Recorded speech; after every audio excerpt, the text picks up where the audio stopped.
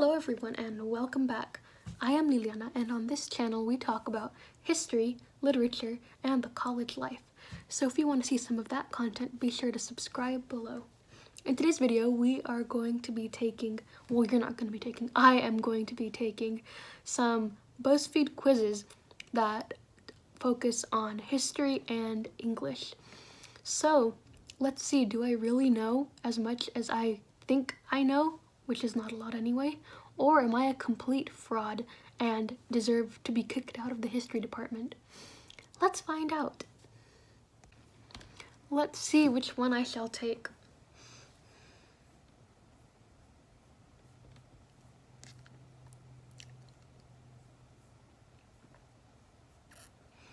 Okay, let me try, can you pass this art exam?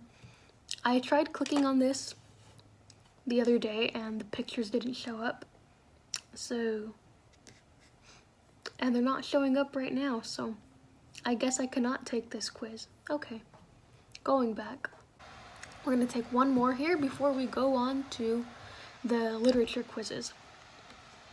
Let's see what this will be. No, not national parks. Canadian, nope. I will do bad on that one.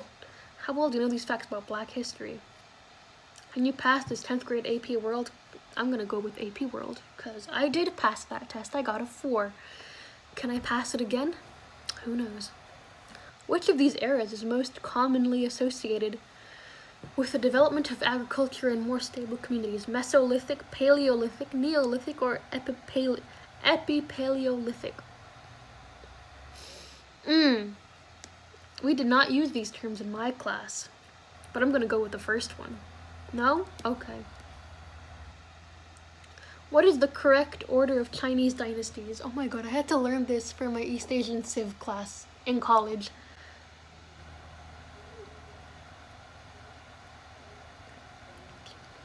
And I do not remember how they go. Yuan Ming Qing, that's all I remember, the last ones. Tang Dynasty. Oof, why don't I remember any of this? Sui is earlier, I think. Sui Tang Song, I'm gonna go with the third one. Yay! The philosophy of Taoism stressed what? People should live within and find their place in nature.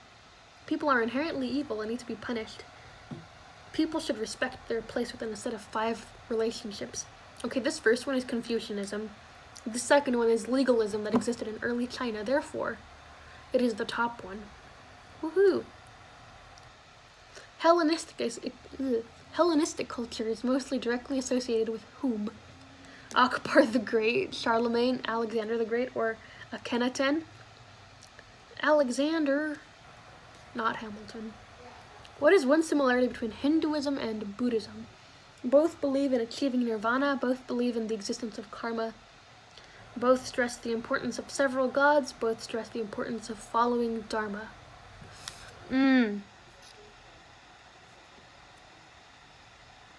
That class isn't coming through right now. It's not coming through. I'm gonna go with karma.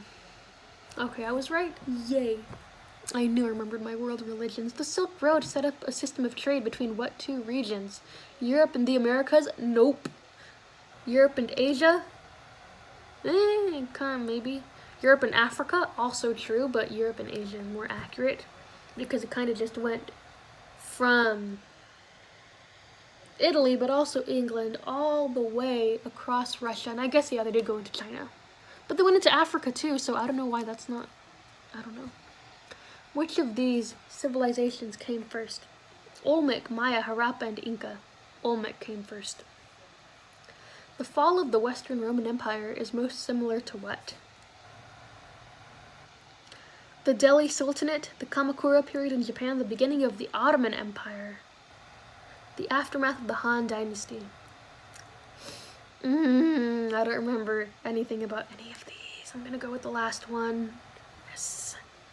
Guessing is a wonderful thing, my friends. Just do what feels right to you and you will ace your history test. Feudalism is most closely associated with whom? Pipin the Short, Alexander the Great, Genghis Khan, or Charlemagne? It is either the first one or the last one, but most likely the last one. It is definitely the last one. Because Europe. Who invented the printing press? Eli Whitney. No, he did not. He invented a cotton gin thingy thing. Johannes Gutenberg. Pierre Simon Fournier. Aldous Manutius. Gutenberg. The Gutenberg Bible is a thing. But it might be called the Gutenberg Bible because it was made on a Gutenberg printing press. I'm going with that. Yay! Okay.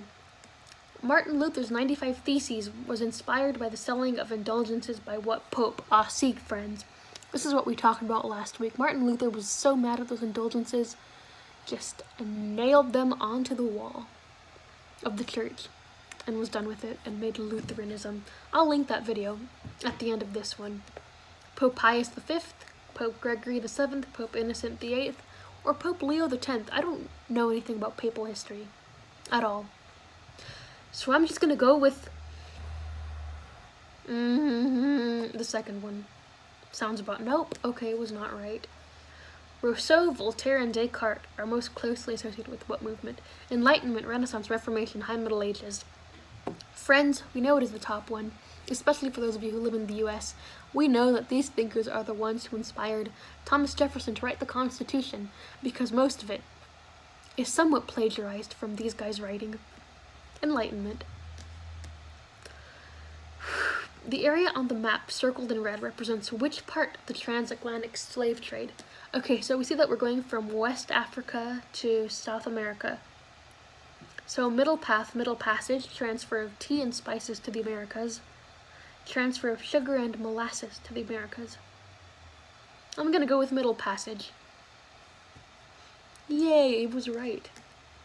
And last, who led the Haitian Revolution? Simon Bolivar, Toussaint Louverture, Vicomte de Rochambeau, Jean-Francois Papy, I don't know how to say that. I know it was this guy. I just remember that. Don't ask me how I remember. I just remember that his name was long, so therefore it was that guy. Mary Wollstonecraft, Olympe de Gouges, and Modesta de Pozzo di Forzi can all be seen as early examples of what? Feminists. Mary Wollstonecraft was the mother of Mary Shelley, and Mary Shelley wrote Frankenstein when she was 19, and Mary Wollstonecraft wrote Vindication for the Rights of Women.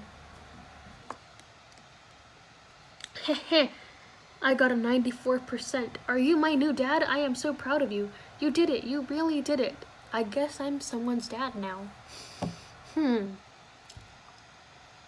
Okay, that is all for the history quizzes. Next, let's take these two literature quizzes that I have in the subsequent 2 tabs. I have not taken these. I looked at them beforehand. Okay. Only a real bookworm can get at least 7 out of 10 on this Literature Jeopardy quiz. As you guys know, I claim to be a real bookworm, so let us see if I am right. Literature for 200. This Brit's own poor childhood inspired him to write books like David Copperfield. That's my boy, Charles Dickens, yes. Literary Geographic features for 400. LA, This of Angels. The Shadowhunters, Live, and Cassandra Clare's This of Glass. See, I don't read YA, but City. I know City of Angels is a movie. So, yeah. Literature for 400. Her books like Sense and Sensibility have a lot to do with love and marriage, but she never married. That is Jane Austen. If you know, you know. American literature for 400. Scout is a curious little girl still trying to figure out life in the American South in this classic novel, To Kill a Mockingbird. You might recognize this from the scene where she dresses up like a ham. This beloved novel, whose first word is Christmas, has been adapted for a 2019 movie with Meryl Streep as Aunt March. Didn't this already come out? It's Little Women, isn't it? And it got like an award for the best costumes, even though they were rather historically inaccurate. I did not like that book. I read it in 4th grade. I was tired of it. I was over it. This character says, I keep picturing all these little kids playing some game in this big field of rye. Catcher in the Rye, and we know that is our dear and very phony friend, Holden. Classic literature for 1K. Part 1 of Les Mis is Fantine. Part 2 is named for this daughter of hers. I love Les Mis. That's my favorite musical. That's Cosette. American literature for 1,000. The narrator of this Poe story says, "The disease had sharpened my senses. Above all was the sense of hearing acute." That's a telltale heart. That's where he kills the guy and he puts his heart underneath the floorboards so that it can stop pounding in his ears. Bad Folks and Books for $1,000. This ruler of Narnia earned her colorful title by beginning the long winter, 100 periods of snow and ice. The Lion, the Witch, and the Wardrobe. Witch. Which witch, you say? I do not know. The White Witch. C in literature for $1,200. He is the only human in the Winnie the Pooh stories. That is Christopher Robin. I got a 100% true bookworm, verified. And we have one last quiz before this video is over. This is the last quiz I am going to take before we end this video. Only book lovers will make it past level 20 on this never-ending literary quiz. It never ends? Okay, we're gonna be here for a while. What is this book title? That is Gatsby, obviously. What is this book title? That is Harry Potter. Like, hello, everybody knows this is Harry Potter. What is this? Margaret Atwood, woman wearing cape and bonnet. That is clearly The Handmaid's Tale. E.B. White, A Pig and a Spider. Charlotte's Web, clearly.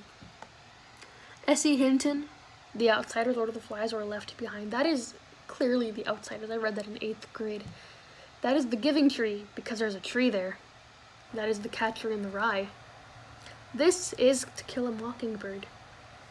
Antoine de Saint-Exupéry. I don't even know how to pronounce that last name. But there's a little kid standing on a moon. That is how you know. It is The Little Prince. Ernest Hemingway. And there's a fish that must make it The Old Man and the Sea. Madeleine L'Engle. Random Person with Wings. 3 kids standing in a bubble. I read this book in 5th grade. It is A Wrinkle in Time. What is this book titled? See, now I haven't seen any Austen movies because I don't like them, but you can clearly see because of this iconic couple right here. It is Pride and Prejudice. Joseph Heller. And then he's like, that's Catch-22, isn't it? I haven't even read that book. I don't know what that is. Mary Shelley. We talked about this literally earlier. Frankenstein.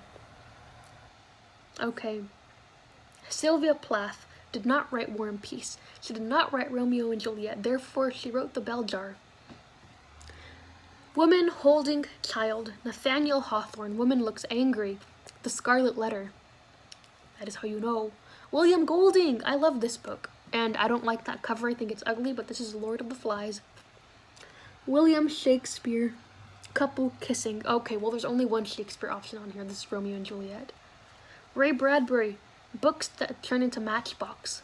Fahrenheit 451 is a book about setting books on fire, so Fahrenheit 451.